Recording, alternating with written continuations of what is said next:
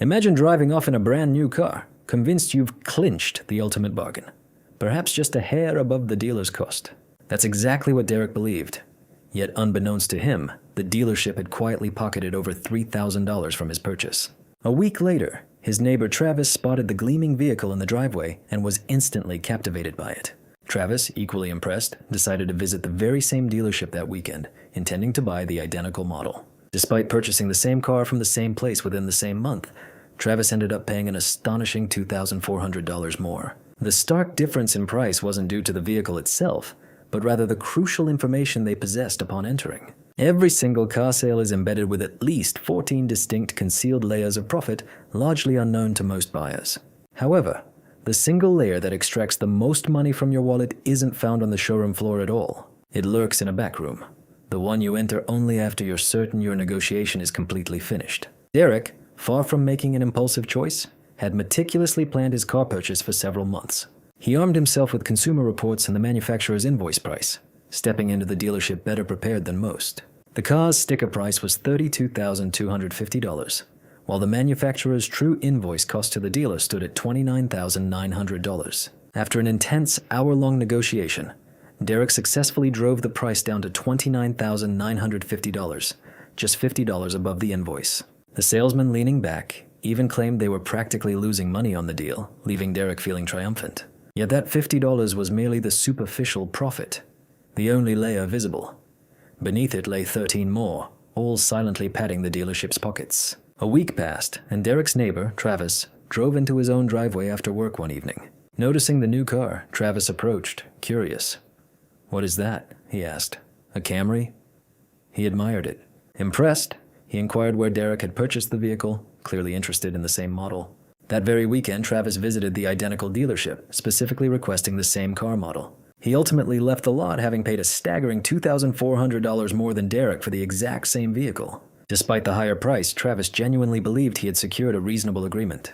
We'll return to Travis, but first, understanding the hidden mechanisms Derek overlooked is crucial, as they affected both men. Derek's consumer reports data provided him with the manufacturer's invoice, which was a valuable starting point. Most buyers lack this baseline, entering negotiations with arbitrary figures and feeling victorious if met, regardless of market reality. However, that helpful report failed to disclose a critical detail. The manufacturer's invoice price isn't the dealership's true expenditure. The actual cost to the dealer is often considerably lower, thanks to confidential financial arrangements between the car maker and the specific dealership. These significant payments are never itemized or mentioned on any public consumer information source, including prominent sites like Edmunds or Kelley Blue Book. The initial hidden payment, known as a dealer holdback, involves the manufacturer refunding a percentage of the list price to the dealership post-sale. This holdback typically ranges from 2% to 3% of the vehicle's sticker price, directly increasing the dealer's profit margin. For Derek's car, with its $32,250 sticker price, a 2% holdback alone meant the manufacturer sent an additional $645 back to the dealership. Another incentive is often called a stair-step bonus, where the more vehicles a dealership sells, the larger their bonus becomes. Hitting a specific sales tier means every car sold during that period earns an additional payout from the manufacturer. This system explains why dealerships often become more flexible with pricing towards the end of a month or quarter. They aren't being generous. They are strategically chasing a sales volume threshold to unlock significant extra payments. Achieving these targets can be worth tens of thousands of dollars across their entire vehicle inventory. Beyond that, manufacturers sometimes offer a regional, dealer-only rebate if an area is struggling with competition or slow sales. This allows the manufacturer to provide an extra incentive for local dealerships to move cars, a detail you'd never know without working there. Then there's floor plan assistance, which addresses the cost of interest on loans dealerships take to pay for cars from the manufacturer. The manufacturer actually helps cover these interest charges, essentially acting as another hidden subsidy. This further reduces the dealership's true cost for each vehicle, bringing it below the initial invoice price. Finally, back-end incentive programs are tied to things like customer satisfaction scores or service quality. While not directly linked to individual car sales, these programs provide yet another channel for money to flow from the manufacturer to the dealership. However, even if you could precisely calculate all these hidden layers for negotiation, that's still not where the real money is made. The truly significant profits are generated in a different part of the process, a room you haven't yet entered. Before we explore that, let's ground our understanding in real, publicly available financial statements, not just estimates or guesses. The financial statements, which are publicly available, paint a very precise picture of how these businesses generate their revenue. The average gross profit, which is the selling price minus the manufacturer's invoice, stands at $3,263 for a new car and approximately $2,840 for a pre-owned vehicle. While gross profit provides an initial insight, it doesn't represent the full financial reality of the dealership. The dealership still incurs significant overheads, including rent, employee salaries, utilities, and maintaining the sales lot, collectively known as selling, general, and administrative expenses. After deducting all these operational costs, the actual net profit per vehicle typically falls within a range of $500 to $1,200. This figure highlights Derek's shrewdness. He secured his car just $50 above invoice, whereas the typical buyer pays $3,263 over it. Derek is significantly ahead of the average customer, even though he's still on the sales floor, which, surprisingly, isn't where the dealership's biggest earnings come from. The dealership, however, is far from finished with Derek. He believes the negotiation is complete, having shaken hands and settled on a price. He's then guided down a corridor to a smaller office, ostensibly just to finalize the paperwork. This particular room represents the single most profitable area within the entire dealership, yet almost every customer enters it completely off guard. The individual seated at that desk is known as the finance manager, but don't be misled by their job title. They are not merely processing documents. In reality, they are the most highly compensated salesperson in the building, strategically placed in that office because it's where the most substantial profits are generated. Public financial records show that dealerships generate an additional $2,000 to $2,800 per car from the finance manager's office on top of the vehicle sale itself. Let's uncover precisely how this extra revenue is accumulated, starting with the loan reserve.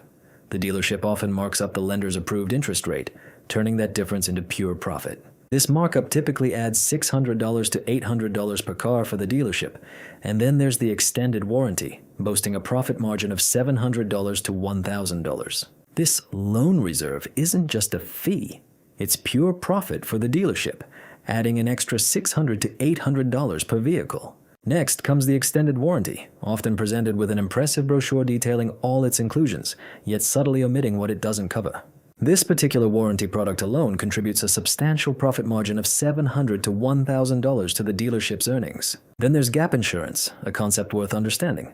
If your financed car is totaled, standard insurance only pays its current value, not your outstanding loan balance. Should your loan exceed the car's worth, you'd be personally liable for that difference. Gap insurance steps in to cover precisely that financial gap. While it can be a prudent choice for finance vehicles, this product also carries a built-in profit margin of $250 to $400. Following these are various protection add-ons, like wheel protection, paint sealant, and fabric coating, each contributing $0 to $300 in profit. They seem minor but quickly accumulate. Cumulatively, the total finance and insurance, F&I, profits from the finance manager's office range from $1,900 to $2,100 per car. However, the finance office isn't done. The extensive paperwork generated by every car sale also contains another $700 to $800 in profit. The processing or documentation fee, ostensibly for typing your information and printing documents, yields a profit of $400 to $650. Electronic filing and registration markups add $40 to $90, while even the temporary tag you place on your dash contributes $20 to $50 in profit. Services like digital contracting and notary, essential for validating your signature, provide another $10 to $30. These small fees collectively amount to $700 to $800 in paperwork profit per car. Adding all F&I and documentation profits, the finance manager's office generates between $2,700 and $2,900 per vehicle, before even considering the highly profitable service center. Revisiting Derek's deal, despite negotiating $50 above invoice, the dealership secretly gained $640 to $960 in holdback, hundreds more in other front-end incentives, and then thousands from the finance office, all while claiming to lose money. This entire system operated on Derek precisely as designed. Now let's meet Travis, who visited the same dealership for the same car that very month, but uttered 5 pivotal words. Travis, visiting the same dealership for the identical car that month, opened his negotiation with 5 impactful words. "I'm paying cash. Best price." He genuinely believed that presenting cash up front, bypassing any need for financing, would grant him a powerful advantage. However, the dealership interpreted his declaration very differently, seeing it as an immediate threat to a significant portion of their earnings. They instantly recognized that Travis was about to eliminate $2,000 to $3,000 in potential profit from their finance office.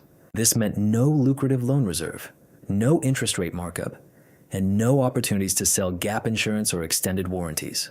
The entire finance and insurance profit layer, often the most lucrative part of any car sale, was effectively erased from the deal. To offset this substantial loss, the dealership had no choice but to recover the difference directly from the car's sticker price. As a result, Travis encountered far less flexibility in his negotiation, as the dealership remained firm on their adjusted pricing.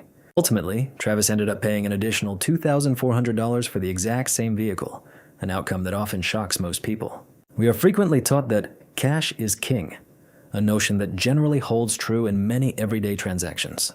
Paying cash for home repairs or at a small business often secures a discount by avoiding processing fees and waiting periods. But a car dealership operates on a fundamentally different model. For them, financing is not a cost, but a core product and a major profit center. When a buyer removes the financing component, they aren't simplifying the deal. They're eliminating the dealership's most valuable revenue stream. An interesting detail is that while the finance office charges for many things, a loan origination fee is rarely included, encouraging you to finance through them.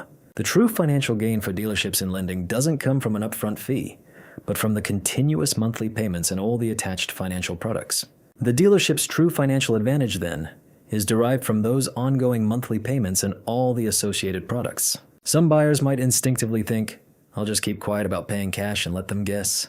While a clever thought, the dealerships are well prepared for this. They have a series of subtle assessments integrated into the sales process, specifically designed to identify who intends to pay outright, often without the customer even realizing it. The first assessment occurs before you even speak to a salesperson. Upon entering, the front desk provides a clipboard asking for your details, desired car, trade-in information, and preferred payment method. This initial questionnaire might seem like a mere administrative task, but it functions as the very first filter in their system. A second test typically surfaces about 2/3 of the way through the sales conversation. They'll request to check your credit, framing it as a routine qualification step.